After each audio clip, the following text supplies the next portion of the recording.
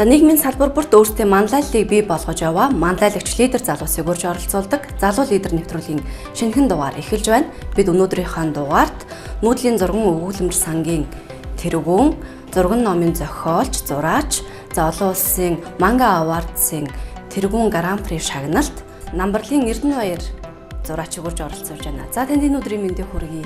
Нэвтрүүлэгт оролцож цаг зав гаргаж байгаа танд маш их баярлалаа. Баярлалаа. Нэвтрүүлэгт орсонд бас баярлалаа. Та өөрийгөө одоо тодорхойлж хэлбэл ямар хүн гэж хэлэх вэ? Эрэг, бүтээлч, тийм ирмэлцэлтэй хүн гэх юм та тийм. Багада миний хамгийн тодорхой санджаагаар бол би их зурганд их дуртай байсан, хүүхэлдэйн гарамд их дуртай байсан. Зурхтны өмнөөс салдгүй байсан. Тэгээ манай ээж хэлдэг ус. Чи нэг зургт үтснээр бол гийгүүлээд одоо ч гийгүүлэхээр л болж ийн гэдэг. Тэг би хэлдэг ус. Ээж би энэгээр яг таныг гийгүүлнэ гэдэг.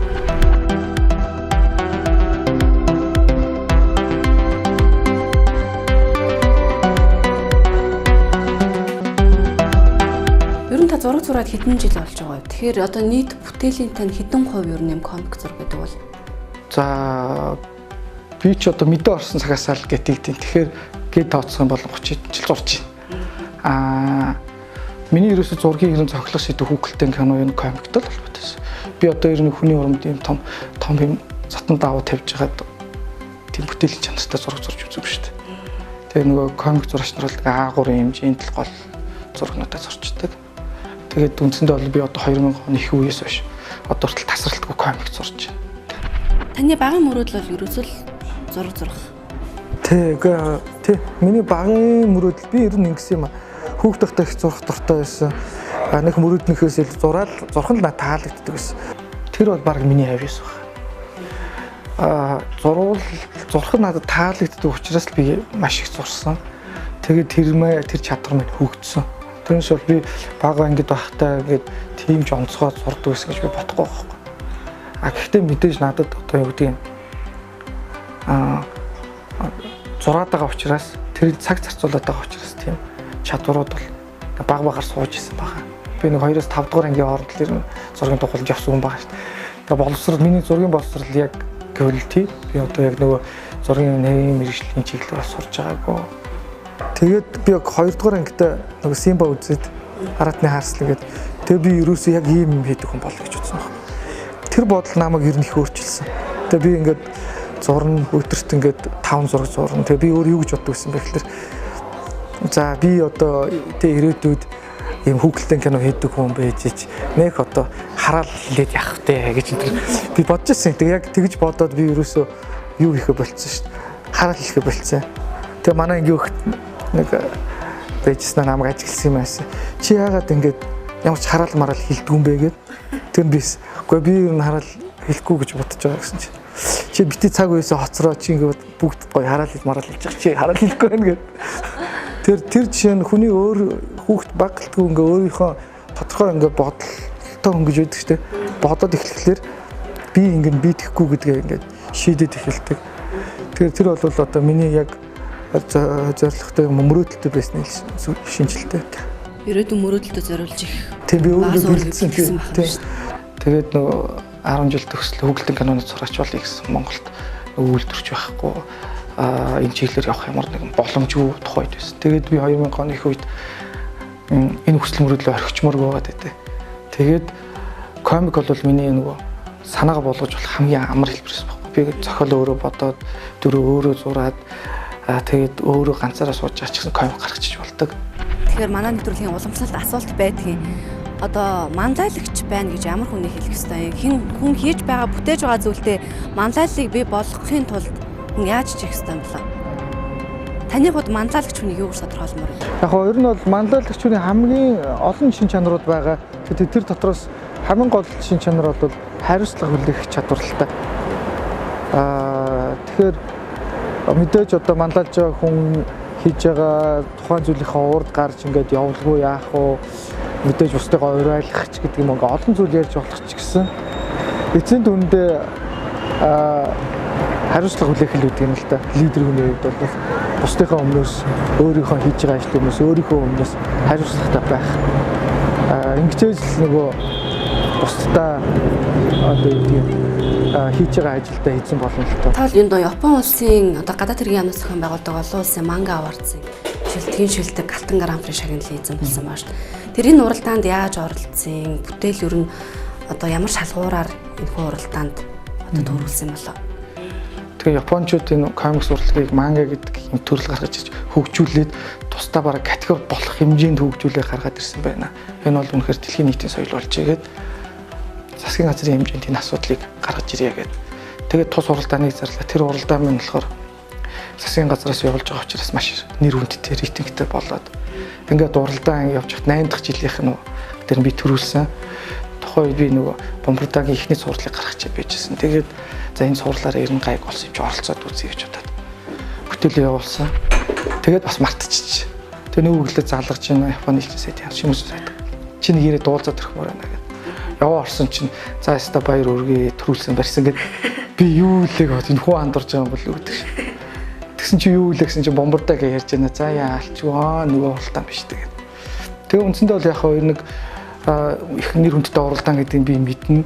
За төрүүлсэн байна гэж бодсон. Тэгээд очиод шагнал авах болсон чинь ерөнхийдөө одоо юу гэдэг гадаад иргэн сайдны шагналаа гартуулдаг мангагийн холбооны хүндэтгч шүү. Тэгээд миний шүтдэг хүмүүс ингээд 200 300-аар цуглаж байгаа маш хүндэтгэлтэй шагналыг өгсөн. Шагналаа өгөхдөө бол энэ шагналаар бид нэр мангагийн хөгжилд хувь нэмрээ оруулдаг хүнд бүтээлээр нь дамжуулаад олгодог шагнал юм а гэж хэлж өгсөн. Шагнал авах шалтгаан нь бол бидэнд одоо хүний сайхан сэтгэл гэдэг зүйлийг санууллаа гэж хэлсэн. Тэгээ үндсэндээ бол энэ нэг уран бүтээлийн чинь рейтинг их тогтоодог. Испани, Франц, Итали тэгээд одоо юу гэдгийг Тайланд, Тайван гэдэг яг одоо хятад ч гэдэг юм уу комик хөндөр хөгжиж байгаа улсуудаас л нэгдүгээр байр авах гэхээс биш. Бүр тийм сургууль улсаас нэгдүгээр байр авдгүй юм байна л да. Тэгээ тэр утгаараа бол тухайн жилд бол их онцлог болж байсан. Тэгээд 15 оны дэлхийн шилдэг манга гэдэг Кёто хотын 150 мянган номтой номын сан хүндэтгэлийн тангим тавигдсан. Миний ном. Таны хийж бүтээж байгаа нь бомбардай цувралаар бол Монголын нүүдэлчин соёл ахуйгаар бол айгүй олон тийм юм бичигдсэн байсан. Одоо хүүхд гэлтгүү одоо бид нар хүртэл уншаад мэдэхгүй олон зүйл гарч байсан. Тэгэхээр энэ зохиол одоо санааг бол бүгдийг та гаргаж байгаа юу? Тэгээ яг ер нь бол би нэг 2007-8 оны үед яг энэ санааг бодож болсон.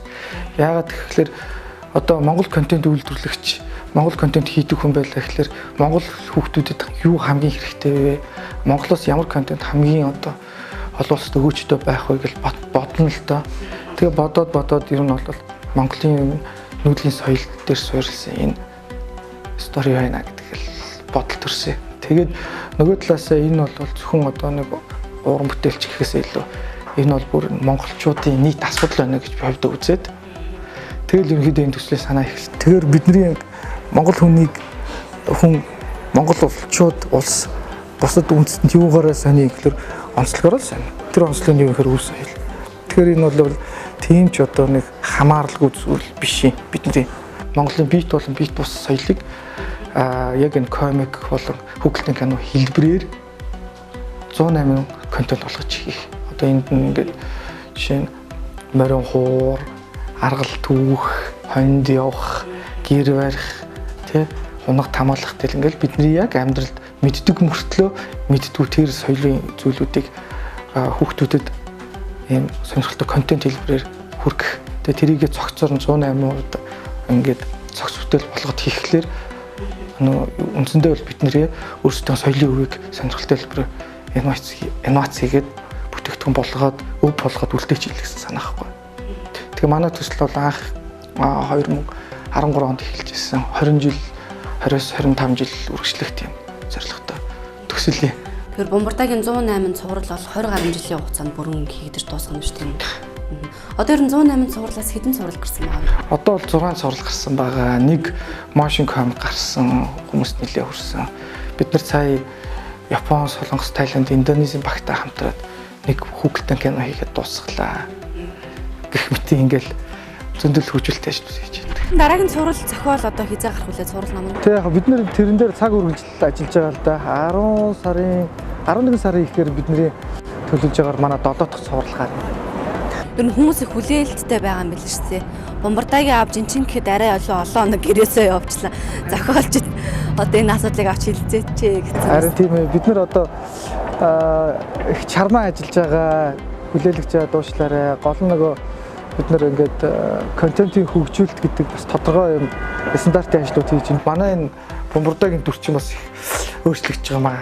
Яагаад юм гэхээр нөгөө бид нар одоо яг хүүхэлдэйн кино болгох яг юм брендийн хэмжээнд авчрахын тулд Японы бас багтаа ажиллаж байгаа. Тэгээд жишээ нь бид нар сүүлд ингээ хүүхэлдэйн кинод зориулж гаргаж байгаа бомбардаага нэг дүр батлах гэж бид нар бараг жил хагас зарцуулсан. Тэгээд би маш их бомбардаа зурсан. Бүр бомбардагийн ном гарчаад байгаа мөртлөө тий. Тэгжээж ингээд нөгөө бид нар яг одоо алтан дондж стандарт дүрсийг олох гэж ажиллаж байгаа. Тэгээ энийг л ерөнхийдөө хөгжүүлэлт гэж хэлээд байгаа юм л та. Тэгээд энэ хамгийн сүүлийн концепцэнд батлагдсан дүрээр бомбардаануудаа гаргах гад бид нэр ингээд жоохон уншигчтэй хүлээлгээд байгаа. Хамгийн сүүлийнхаар ингээд дүрэн зурагдсан бомбардаа байхгүй. Энэ дүрийг бид нар баталсан. Одоо ерөөс энэ дүрээрээ л бомбардаа. Тэг ингээд одоо цааш тэгэл энэ дүрээрээ л явна. Тэгээд одоо энэ дүр маань ингээд тий зуны хувцастай байвал юм байна. Гэл нүцгэлэх юм бол юм байна. Одоо энийг гаргаж болж гэнэ үгүй юу? Тий. Тэгээд энэ ингээ 3D дээр оруулаад хөтлөгдсөн байгаа байдал. Энэ ингээ анхны хайж хэсгийц хамгийн анх яг энэ зургийг зурсан бомбардаг. Тэгээ яг нэг юм сэгсийцэн хөдөөний тий. Бомбардай цуврал одоо нэг ийм цуврал бий болоход хичнээн хугацаа шаарддаг юм бол. За яг л нэг цуврал гаргахад бол ер нь яг нормал хугацаанд 3 сар зарцуулагддаг. Нөгөө комикч өөрөө эхлээд зохиол ерхийс одоо зохиолын санаа гарна. Тэгээд тэрийг яг комик зохиол болгож бичнэ.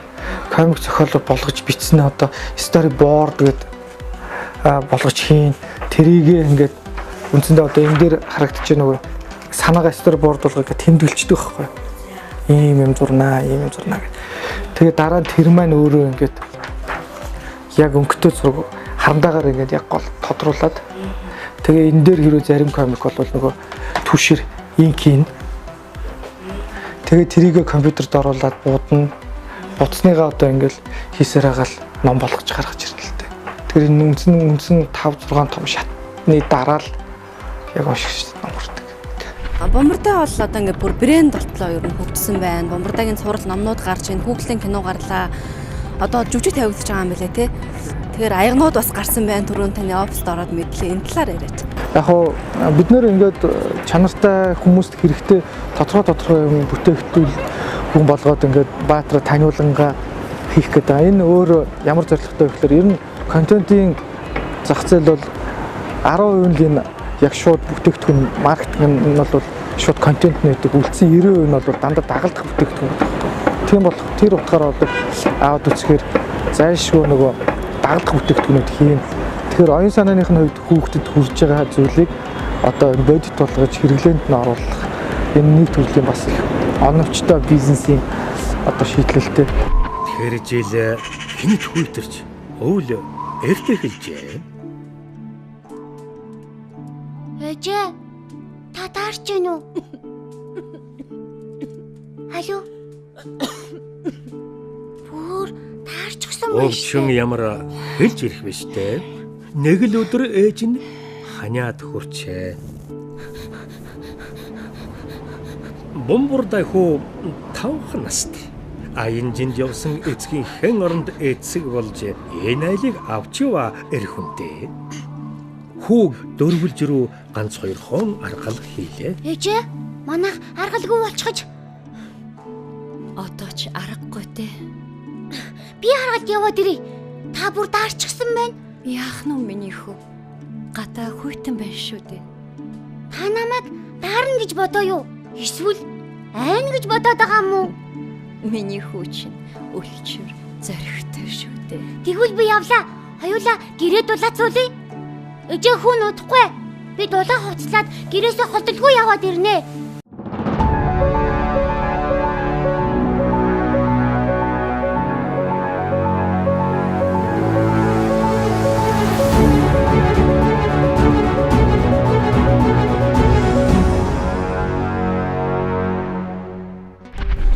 Та та бол одоо комик гэдэг бол цаасан дээрх кино гэж өөрөөр тодорхойлж хэлсэн байсан. Тэр яг энэ комик гэдэг зүйлийн хамгийн гол чухал зүйл нь юу юм бэ? Яагаад энэ комик гэдэг зүйл ер нь хэрэгтэй гэж та тодорхойлжлмаар байна? Ер нь хүмүүс бол за ингээл киног нь үзчих чинь зүгээр номыг бол ингээд уншиж чинь яагаад заавал зураг ном хэрэгтэй гэж та ер нь бодож байна? Одоо жишээ нь хүүхдийн зохиол гэж юм алга болоод оронд нь комик юм хийдэг комик юм гараад ирлээ гэд зохиолч хүн ярьж байгааг би сонсч лээс. Тэгээ би тэрийг сонсоод юу гэж бодсон гэхээр за манай сэхэднүүдийн төөрөгдөл төр хвцаал байгаа юм байна л гэж бодсон. А комик бол зүгээр нэг сувг гэдэг нь телевизээр юу ч гарч болдог тий. Сувг телевиз сувг тий. Номон дээр юу ч бичигдэж болно бас л нэг сувг хүн төрх.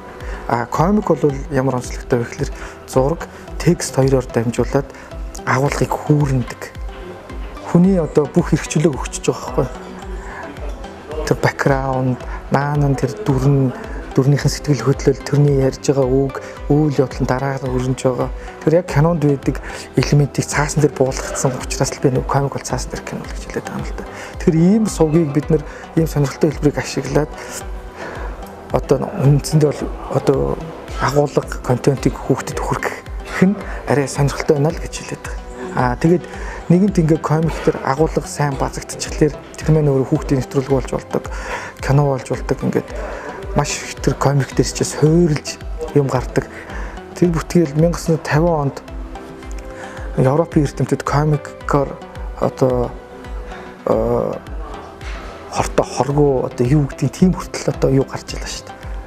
Маргаан гарч байгаа тэр нэг эрдэмтнийхэн талд нь шийдэгдээд энэ бол комик бол үнэхээр сургалтанд ашиглах хэрэгтэй байна гэдэг. Тэр туршилт нь болохоор нэг анги зүгээр энгийн хичээлээр нөгөө ангид нь комикоор хичээлийг нь зааж оруулаад тэгээд эрс баг 90% олзурсан. Нөгөө анги бол яг л хийх нараа байсан гэж байгаа юм. Тэгэхээр агуулгыг цаасан дээр хамгийн оновчтой бөгөөд эффекттэй хүчтэй дамжуулдаг зүйл бол өөрөө комик юм аа л гэдэг. Тэр ийм хэлбэрийг сонгож өөрийнхөө агуулгыг одоо дамжуулах нь бас нэг талаас оновчтой шийдэл гэж хэлдэг. Тэгэхээр ер нь одоо бол хүмүүс зураг ном гэдгийг бол танаар дамжуулаад бомбардаагаар дамжуулаад бол мэдэж эхэлж байгаа. Тэр миний мэдхээр яг урд нь зураг ном гэхэлэр нэг заан залуудыг би уншиж байсан. Ер нь Монголын хамгийн анхны зураг ном гэхэлэр ямар ном байдаг бол? Ер нь бол Монголд комик бараг дэлхийд цуг орж ирсэн кино урлаг гэдэг шиг. Одоо 20 оны хувьсгал гараад тэрнээс хойш иргэдэд комикоор дамжуулж юу өгчсэн байгаа. Сурчлаа хийжсэн байгаа. Комик стрип. Тэр нь яаж хийсэн мэхлээр ухуулах гэр шүү дээ. Ухуулах гэр дээр одоо энэ пиадлуудыг эсэргүүцсэн тий империалистүүд хийсэн гэдэг тийм сэдвтэй тийм одоо нөгөө нэг юунууд комикнуудыг хийгээд хүмүүст хүргэжсэн баг. Дараа нь бол тоншуул матар хүмүүжил жигшил гэдэг 70 жил ийм хүмүүст бас мэдээллийг шог байдлаар ингээ комик стрипүүдээр нэлээд хийж ирсэн баг. За тэгээд 90 он гараад ганц нэг уран бүтээлчд ингээд комик ном хийсэн баг анхны. Бараг одоо анхны комик ном гэж хэлж болохоор комик бол одоо манай шог зураг согтуу ярих шээ.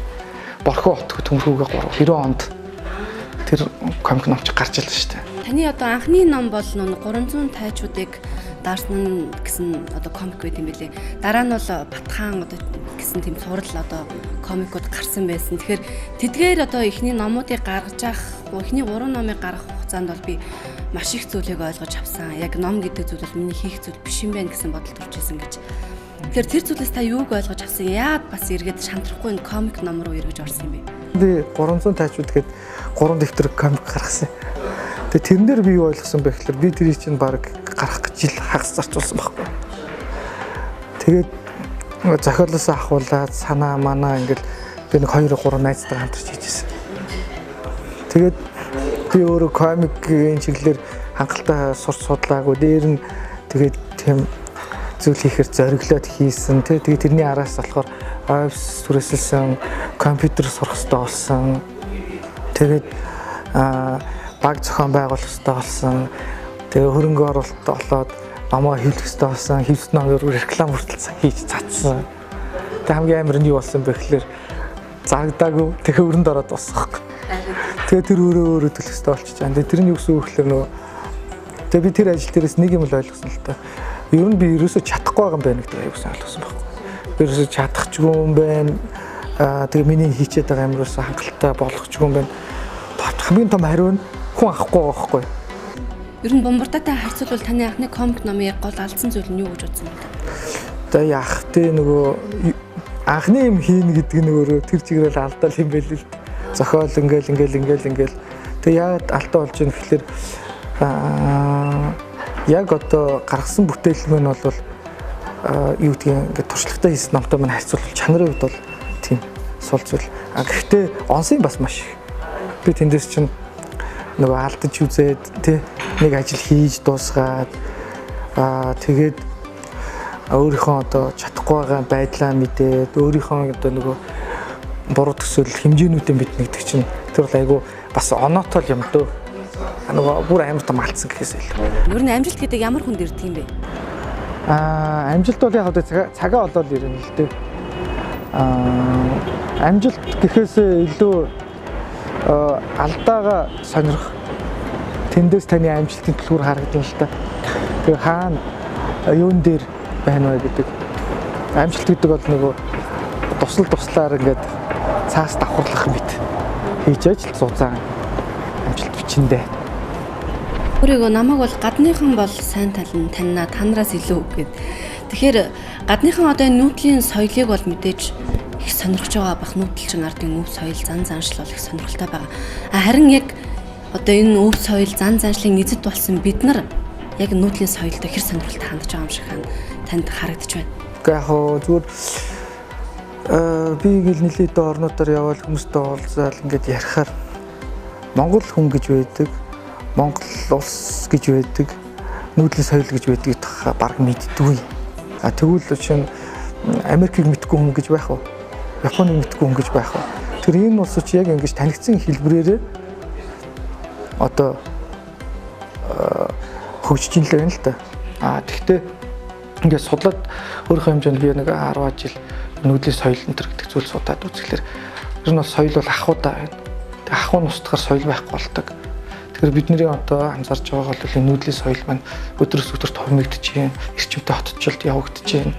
Тэгээ энийгээ дагаад яг одоо энэ асуудлууд маань бол бид нэр судалж, шинжилж, илүүтэйгээр энийг одоо хадгалах зүйлээ хадгалж, үлдэж хөгжүүлэх зүйлээ хөгжүүлж бас юу нь ямар учир дутагдaltaй байгаа вэ гэдэг дээр ингээд анхаарах цаг байгаад. Тэгэхээр та ер нь дэлхийн түүх, Монголын түүхийн талаар их удаан судалсан байх нь шүү дээ юм уу? Би одоо 10 жил байхасаа л түүх судалж ирсэн. Тэгээ нэг өөрийнхөө хэмжээнд бол би түүхч, зүгээр яг түүхч хүмүүс юм уу хүмүүстэй харьцуулах юм бол мэдээч одоо мэржлийн хүмүүс юу. Гэхдээ зүгээр тодорхой зүйлийг судалж ижил контент өөрөө гардаг. Тэгэхээр миний бас нэг дуртай сэдв бол түүх, соёлын сэдв байдаг. За Намбарлын Эрдэнэ баяр гэдэг хүний ажил дээрч тэр амьдрал дээрч тэр гол баримтлагдаг зарчим ямар байдаг болоо? Би бол их ингээл зарчимтай зүгээр эерэг байдаа л гэдэг. Яа тэгэхээр хүнд ерөөсөө асуудалтай нүүр тулахад хоёр хэл сонголт өгдөг гэж би боддог байхгүй. Тэр нь юу гэхээр танд ямар нэг асуудал тулгарлаа. Нэг бол та эерэг хандаж болно.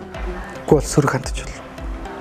Ийм л хоёр танд одоо асуудалд хандах хандлагын сонголт байна. Тэгээ та тэр асуудалд сөрөг хандж агаад даван туулаад эерэгч болж болно. Эерэг хандж агаад тэр асуудлыг давчиж болно. Гэхдээ ер нь бол аливаа юм эерэг хандах нь хамгийн одоо юу гэдэг зөв сонголт гэх юм уу та. Алдагдлаас одоо нэг оноо хардаг, бүтлгүүтлээс одоо давуу тал болж хардаг. Тэгээд хүнд нөхцөлд өөдрөг байдаг. Тэ асуудлыг ингээд давхад чинь таны дээр асуудал эерэг хандаад байгаа зүйл чинь тус дэм болно л гэх гээд. Би тэгээд эерэг жоох эерэг байлдаа л гэж хэлмээр. Ер нь та Монгол улсын нөгөө соёлын элч нарын нэг юм байл шүү дээ. Монголд 32 хүн байдаг гэсэн тий. Тэгэхээр энэ чиглэлээр ер нь одоо шинээр хэрэгжүүлэх гэсэн шин санаа юу вэ? Ер нь Монголын элч хүнийхэн хувьд, соёлын элч хүнийхэн хувьд. Би яг энэ жоох Япон талдаа тэгээд мангатай анимтай их ойрхон болохоор Япон талдаа Монголын соёлын элч. Японд бол аним манга нэлээд хөгжсөн. Тэгээд миний одоо нэг соёлын элчийн үед яг хийж төлөвлөж бодож байгаа ажил бол гадаад хэргийн яам дээр нэг хоёр ажил байдаг. Хөтөлбөр хэрэгждэг. Тэр нь болохоор Монголыг дэлхийд сурталчлах, дэлхийн байгаа монголчууд гэдэг нэг юм хоёр хөтөлбөр байдаг. Тэгээ энэ хоёр хөтөлбөрийн хувьд болохоор ямар асуудал байдаг вэ гэхээр нэг нь бол гадаад амьдарч байгаа иргэдтэй хурц одоо тэдэндээ бол одоо хурц ажиллах. Нөгөө нь бол гадны иргэдэд Монголыг сурчлах гэдэг. Тэгээ манай бомбардаг төслийн хувьд бол яг концепц нь үтсэн гайхалтай нь яг таардаг. Тэгэхээр энэ сэглэлээр би одоо бомбардаг Азийн хувьд одоо жишээ нь Японы продюсинг компанитай хамтраад бид нар Азийн 12 улсад ингээ гаргахаар төлөвлөгдөд ажиллаж байна. Японд манай ном борлуулагдаж байна. Гэх мэтлэнгээр ингээд бид нар нэлээд юм олон улс руу чиглэсэн үйл ажиллагаанд явуулж байна. Энэ бомбардагийн одоо амжилттай явж байгаа гол зүйл нь та юу гэж бодож байна? Ер нь таны орж байгаа шинэ комикийн салбар бол одоо Монголд бол шинэ салбар. Тэгэхээр яагаад ер нь амжилтанд хүрж ер нь олон нийтийн хандлагыг сайн авч байгаа гэж бодож байгаа? Хамгийн гол амжилтанд хүрж байгаа зүйл нь бол манай багийн залуучууд гайхалтай зүрх сэтгэлээр маш шаргуу хөдөлмөрлөж байгаа учраас манад одоо ямар нэгэн амжилт ирж байгаа бол тэрийг манай багийн залуучууд бүтээж байгаа. Тэгэхгүй болохоор намайг хүмүүс юу гэж хардаг вэ гэхээр өө чи угаасаа амар авьяастай төрсөн юм чи яах вэ тэгэл гоё авьяастай хүн сайхан юм да тэгэл одоо чамд наат ч дорол зурч ш тэгэл заримд хүмүүс энэ авьяастай холбоотой тэгээд ер нь авьяастай болохоор амархан гэж боддог байх л та. Тим ярина би нэлээд сонсч ирсэн. Тэр бол ер нь үндсэндээ яг бас ажил гэдэг юм яг хийж үзээгүй хүний л үг шүү дээ. Тэрнээс бол бүх жилийн ард бол гарахад бол ажлын хэцүү гэж байна. Бүх юмд баг амархан ажил бол байхгүй. Зүгээр яг тэр ажилдаа даадах, тэрийг хийх арга ухаанаа олох. Тэр бол тустай. Хүний нэг өөрийнхөө хөдөлмөр сурах гэдэг толботой асуудал. Тэгээд хүмүүсийн авьяас гэж харж байгаа зүйл бол таны маш олон жилийн даралга туршлагын үндснээр бол бий болсон байгаа шүү дээ. Тийм. Удаан олон нойргоо суусны үр дүн л дээ. Зураг сонирхолтой байгаад хичээж хөдөлмөрлөж чадвал хүн болгон юм гоё зурдаг болох боломжтой юу? Хүн болгон ер нь зурагч болох боломжтой. Зүгээр авьяас хоёр юм дээр лилрээд байна л да. Нэг нь болохоор яг нэг тэр сонирхол байна. Нөгөө нь хурд. Тодорхой одоо авьяастай хүнийг арай авьяас багтаач гэхүү те хоёр хүнээр ингээд хийлгэхэд хурдан сурах гэх юм уу арай хурдан сурах, арай хурдан мэдрэх, арай хурдан илэрхийлэх. Тэгээ энүүгээрээ тэр хурд авьяас гэдэг нь ер нь хурдталт. За та ер нь хүрхийг хүсэж байгаа зорилго мөрөөдлийн аль хэсэгт явж байгаа вэ? За төлөвлөгөөгөөр бол ер нь яг л одоо яг тийм нэг төлөвлөгөөний дагуу явагдаж байна тийм. Тэгэхээр одоо юу гэмтэй